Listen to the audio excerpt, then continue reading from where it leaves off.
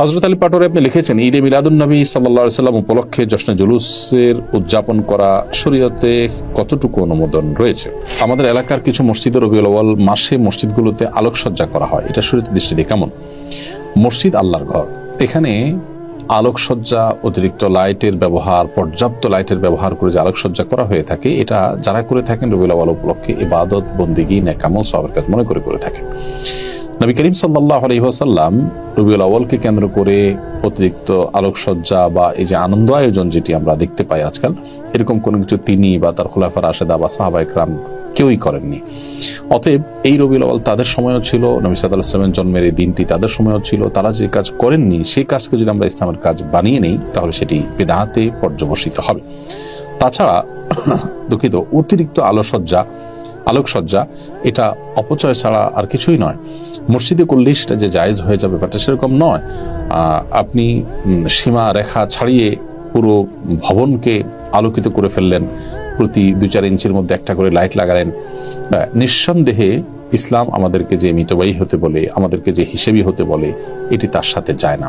অতএব আল্লাহর ঘর যেখান থেকে মানুষ শিখবে সেই জায়গাটাতে অন্তত আমাদের মিতব্যয়ী হওয়ার পরিচয় দিতে হবে। আর সবচেয়ে বড় কথা যেটি বলেছি, যে ইবাদত বা সওয়াবের কাজ নেক আমল মনে করে যেটি আপনি করছেন সেটি কোরআন এবং সুন্নাহ কর্তৃক নির্দেশিত না হলে সেটি কিন্তু বিদআতে পর্যবসিত হবে। এই বিষয়টিতে আমাদের সাবধানতা সর্বোচ্চ লেভেলে থাকা দরকার। হযরত আলী পাটোয়ারী আপনি লিখেছেন, ঈদে মিলাদুন্নবী সাল্লাল্লাহু আলাইহি ওয়াসাল্লাম উপলক্ষে জশ্নে জুলুসের উদযাপন করা শরীয়তে কতটুকু অনুমোদন রয়েছে? নবী করিম সাল্লাল্লাহু আলাইহি ওয়াসাল্লামের জন্মের দিবসটি ঠিক কোনটি, জন্মের তারিখটি ঠিক কোনটি, সেই তারিখটি কোনো হাদিসের কিতাবে বর্ণিত হয়নি। বিশুদ্ধ তো বটে, এমনকি কোনো দুর্বল সূত্রে বর্ণিত হাদিসেও কিন্তু বর্ণিত হয়নি। নবী সাল্লাল্লাহু আলাইহি ওয়াসাল্লামের জন্মের তারিখ নিয়ে বিভিন্ন কিতাবে, বিভিন্ন ইতিহাসের বইয়ে বিভিন্ন রকমের বর্ণনা এসেছে। 12 রবিউল আউয়াল এই দিবসটি নবী সাল্লাল্লাহু আলাইহি ওয়াসাল্লামের জন্মদিবস বলে যেমন অনেকগুলো বর্ণনা রয়েছে, অনেক ইতিহাসবিদদের উক্তি রয়েছে। আবার রবিউল আউয়ালের 9 তারিখ, 8 তারিখ বা অন্যান্য দিবসগুলোতেও নবী সাল্লাল্লাহু আলাইহি ওয়াসাল্লামের জন্মের তারিখ হিসাবে অনেক ইতিহাসবিদরা মতামত উল্লেখ করেছেন।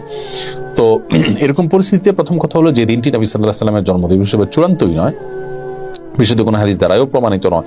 দ্বিতীয়ত, যেই জন্মের তারিখটিকে নবী সাল্লাল্লাহু আলাইহি ওয়াসাল্লাম জীবনে কখনো উতিল বের করা হয়, র্যালি বের করা হয়, এই কোনোটির সাথে না কোরআন কিনা আপনি মেহরবানি করে সেটা খুঁজে দেখবেন। দ্বিতীয়ত হলো, এটি কোত্থেকে আসছে জন্মদিবস উদযাপন, সেটা নিয়ে আপনি একটু পড়াশোনা করুন, একটু অনলাইনে ঘাটাঘাটি করুন। আপনার আমার মনে হয় যে ধারণা ইনশাআল্লাহ বদলে যাবে। আল্লাহ তাআলা আমাদেরকে হেদায়েত দান করুন।